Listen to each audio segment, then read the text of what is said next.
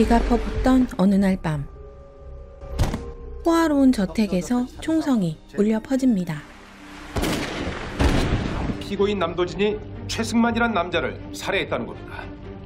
목격자의 신고로 피투성이의 남자가 체포되는데요.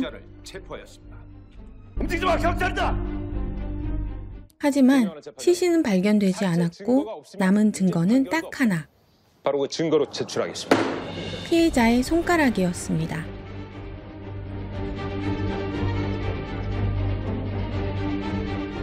주민에게 전화한 사람이 해방 이후의 경성, 석조주택에서 벌어진 살인사건을 판결하기 위해 재판이 벌어집니다. 하지만 시신이 발견되지 않아 검사 측이 불리한 상태. 이 손가락이요. 사람이 손가락 하나 자르면 죽을 것 같습니까? 있습니다. 변호인은 추측을 강요하고 있습니다. 검사 측은 보일러 안에서 발견한 증거를 제출합니다. 뭐가 들어있는지 아시죠? 석탄재, 나무재와 함께 다량의 동물성 단백질이 검출되었죠. 그 동물성 단백질이요. 그걸 함유하고 있는 생물체에 어떤 게 있는지. 사람, 소, 여우, 양, 염소, 너구리, 고라... 됐습니다. 고맙습니다, 박사. 유력한 용의자는 잡혔지만 피의자의 시신도 살인 동기도 찾을 수 없는 기묘한 사건. 검사 측은 살인죄로 기소된 피고인을 증인으로 세웁니다. 피고인을 증인 신청하겠습니다. 피고인은 정말 그날 최승만을 처음 봤습니까? 피고인은 처음부터 최승만을 알고 있었죠?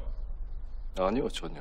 현장에서 체포된 피고는 석조주택의 주인이자 경성 지역의 재력가 남도진이었습니다. 당신 재산의 비밀을 최승만이 알고 있었죠. 그렇죠? 그래서 당신이 최승만을 죽인 거 아닙니까? 대답하지 않아도 됩니다. 하지 마세요. 강력한 증거나 증인이 나타나지 않는 한 뒤집힐 것 같지 않은 재판. 재판장님!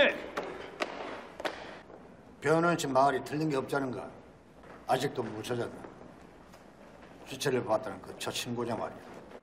남도진이 죽였다는 남자 최승만은 도대체 누구일까요? 수년 전 경성, 이거 가지고 기별이나 갈 거. 한 여자가 고약한 택시기사에게 당하고 있는데요. 이 정도면 되겠습니까? 선뜻 돈을 건네며 여자를 돕는 남자. 진짜 금덩이라도 들었나 보네. 고맙습니다. 이 남자가 최승만입니다.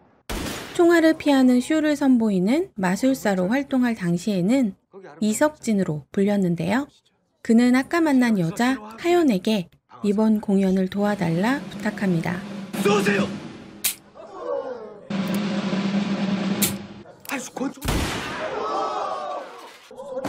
진짜 맞은 거야?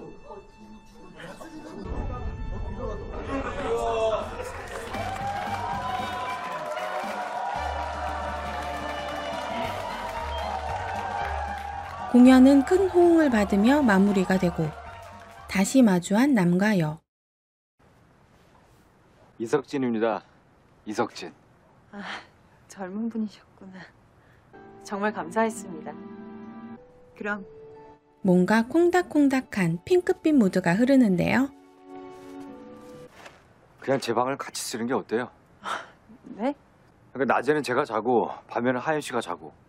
저만 죄책감 생겨요, 죄책감. 그럼 일자리를 구할 때까지만. 그럼 가시죠. 아, 깜빡했네. 이 신발 신으니까 나도 마술사가 된 것 같아요. 엄청난 속도로 동거까지 하게 된 두 사람. 또! 네가 드라큘라냐? 잠깐만! 형, 주방에 여직원 한 명 더 필요하다며. 이번엔 하연의 일자리까지 소개하는 석진. 뭔가 그림이 좀 될 것 같은데?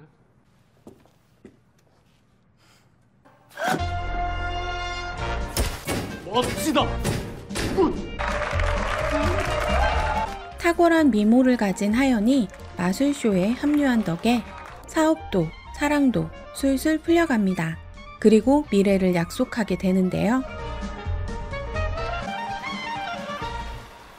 그러던 어느 날 석진은 길에서 하연을 보게 됩니다. 아, 아까 누구야? 누구요? 아까 전차에서 당신 봤거든. 뭘 떨어뜨렸길래 주워줬어요. 대극장 들어가는 거야. 하연이 하연이 외출한 사이 두 사람이 머무는 호텔에 편지 하나가 전해집니다. 하연에게 온 편지였는데 무슨 동판 이야기를 하고 있네요.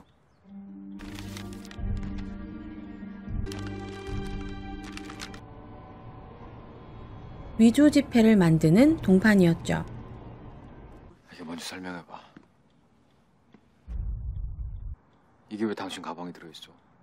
좀 말 좀 해봐. 제 삼촌이니까요. 하연의 삼촌은 지폐 동판을 만드는 기술자였습니다. 해방 이전의 어느 날 오카모토라는 남자가 찾아와 삼촌에게 큰 돈을 주고 사라졌는데 뭔가를 은밀히 주문했. 그리고 다시 며칠 후 삼촌은 사망한 채 발견됩니다. 하지만 사건을 맡은 일본 경찰은 사건 수사엔 관심이 없고 삼촌이 만든 동판만을 찾았다고 합니다. 그러다 우연히 하연이 동판을 찾게 됐고 그 이후로 일본인에게 추적을 받고 있었습니다. 편지가 왔다는 건 위치가 발각됐다는 것. 처음부터 버렸어야 했는데. 진정해. 어? 진정해. 그냥 조용히 넘겨주고 여길 떠나자. 석진은 하연을 안심시킨 뒤 편지를 전한 남자를 찾기 위해 나섭니다. 그런데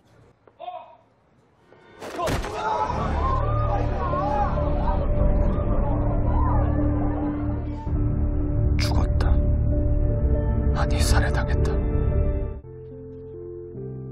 아내분이 임신 중이셨던. 아내와 뱃속의 아이까지 잃은 남자. 석진은 절망에 빠집니다. 그리고 처절한 복수를 꿈꾸기 시작하죠. 놈이 그리 쉽게 일본으로 돌아갔을 리가 없다. 놈이 가진 건 조선은행권 동판이니까.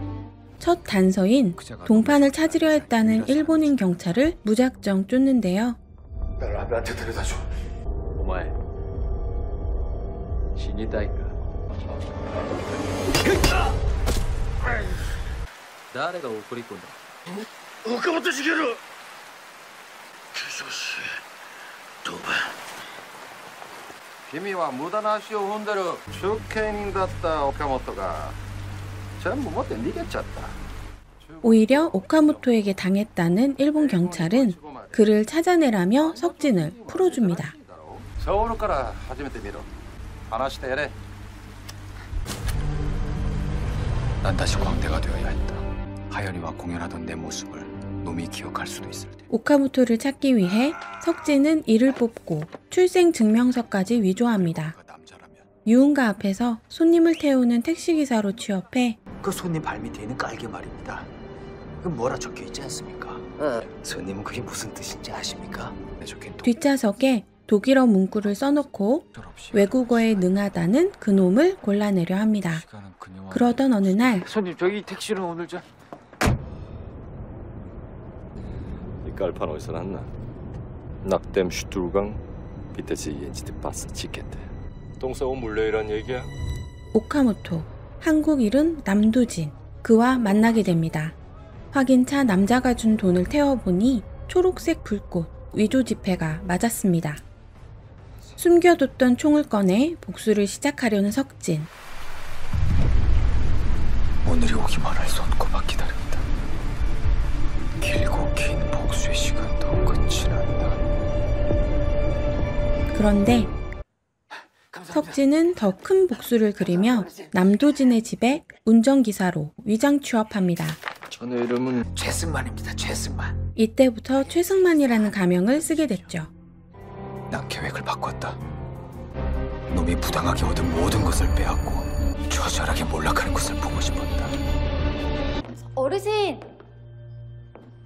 아침에 어르신 찾는 전화가 왔었는데 오카모토 시계로요. 남도진은 불길한 기운을 느낍니다. 공범인 술집 마담과 새로 들인 운전기사 석진을 의심하죠. 오카모토 시계를 찾는 전화가 왔어.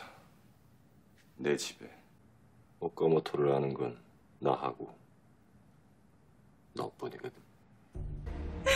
왜? 이제 와서 내가 널 배신했을 것 같아? 괜한 사람 잡지 말고 네 주변이나 잘 살펴. 더 이상 찾지 마. 그렇지. 잘하네. 그리고 바로 끊어. 알았지? 일을 해결하려는 도진. 운전기사에게 전화 지시를 내린 후 이동합니다. 술집 마당과 공모할 가능성이 높은 인쇄소 사장을 찾아가 취조하기 시작하는데요. 여보세요. 동반은 가져왔다. 더 이상 찾지 마.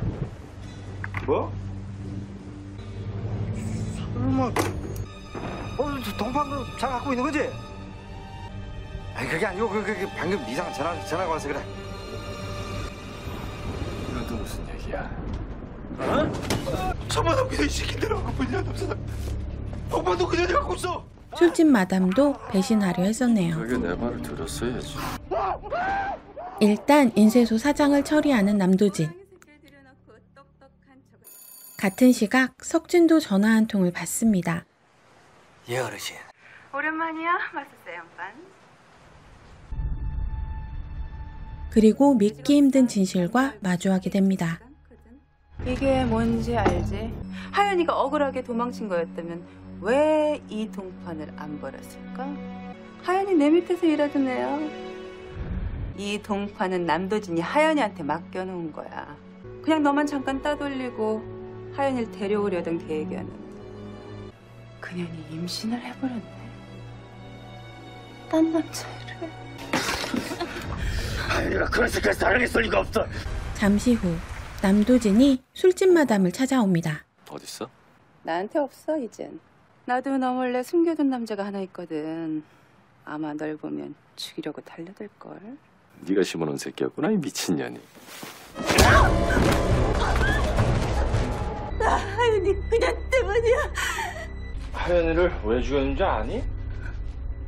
걔는 나를 알잖아. 너처럼. 이제 마술사 이석진과 위조 집회범 남도진의 결전이 남았습니다.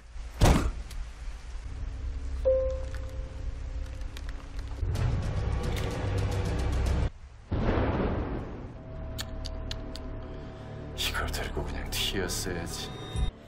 내가 왜 너 지금까지 살려뒀을까? 내가 왜? 하지만 남도진의 기습에 당하고 마는데요. 게다가 도진이 들고 온 묵직한 가방에는 술집 마담의 시신이 담겨 있었습니다. 너 정말 누구야? 이 정도면 연쇄 살인범이네요.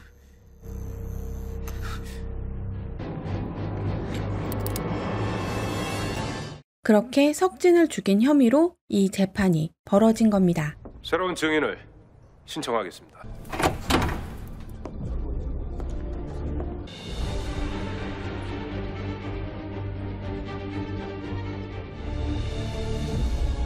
이석진입니다. 쌩쌩하게 살아있는 석진이 나타났습니다. 운전기사 최승만은 죽은 것으로 꾸미고 이석진인 자신이 증인으로 나타난 건데요. 무슨 소리를 하는 겁니까? 에? 손가락. 저 새끼 손가락을 확인하라고 그래. 장갑을 벗어주시죠. 오른손입니다. 석진은 손에 대한 알리바이도 미리 만들어뒀습니다. 사고가 좀 있었습니다. 손이 완전히 녹아버렸죠. 당시 수술을 집도한 의사의 진단서와 사고가 있었던 클럽 사장의 진술서입니다. 이때는 지문감식이나 유전자 감식 같은 게 없을 테니 완전히 살인자로 몰리게 됐네요. 이석진 씨가 피고인에게 왜 그래야 합니까? 당신이 뭐길래, 당신이 무슨 짓을 했길래? 네, 바로 이거였습니다. 살인죄를 벗어나려면 석진의 동기를 밝혀야 했는데 그건 자신의 불법 행위를 자백하는 것과 같았던 겁니다. 자, 그렇다면 그날의 진실은 무엇일까요?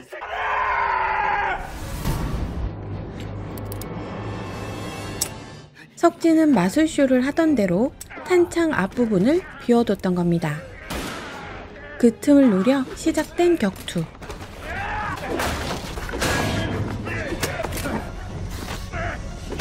사활을 건 싸움 중에 석진은 손에 상처를 입게 됐습니다. 그런데 이때 석진의 머릿속에 새로운 복수의 시나리오가 떠올랐던 겁니다. 자신의 피를 이곳저곳에 남겨두고 술집 마담의 시체를 보일러에 넣어 태운 후 남도진의 손에 총을 쥐어두고 마지막으로 잘린 손가락을 남겨둡니다. 살인 없는 살인자를 만드는 마술을 시작한 겁니다.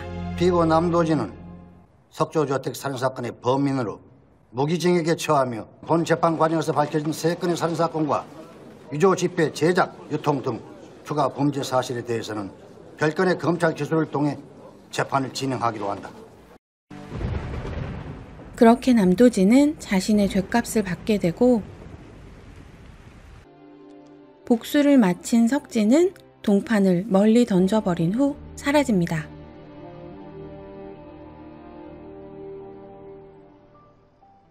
이 영화는 아주 전형적인 추리극의 구조를 갖춘 스릴러로 추리물 팬이라면 만족할 수 있을 만한 재미를 주는 작품이었습니다. 재판 현장과 사건 전후의 이야기를 적절하게 교차하는 구성으로 사건의 진실을 밝혀가는 과정이 흥미로웠는데요. 또 추리라인 이외에 마술사 석진과 비밀스러운 여인 하연의 러브스토리가 개화 시기의 경성을 바탕으로 한 아름다운 화면과 함께 연출되어 있어 눈이 즐거웠던 영화이기도 합니다. 특히 완벽한 미모의 배우 고수의 호연과 너무도 그리운 배우 김주혁의 매력적인 모습이 잘 어우러져서 배우들의 연기를 즐기는 맛도 갖추고 있었습니다. 볼거리도 많고 꽤 복잡한 스토리를 갖고 있어 영상이 꽤 길어졌는데요. 그럼에도 화면에 담지 못한 에피소드들이 많으니까요. 추리물에 관심 있으신 분들이라면 꼭 한번 찾아보시길 추천드립니다.